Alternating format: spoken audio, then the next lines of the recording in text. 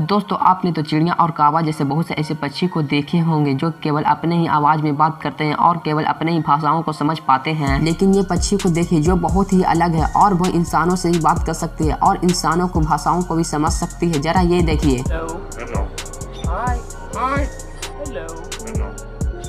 इस पक्षी का नाम व्हाइट-नेक कॉकरो है जो कि अफ्रीका में पाया जाता है। क्या आपने कभी ऐसे पंछी को देखे हैं? कमेंट सेक्शन में जरूर बताएं। वीडियो पसंद आए तो लाइक और सब्सक्राइब करना ना भूलें।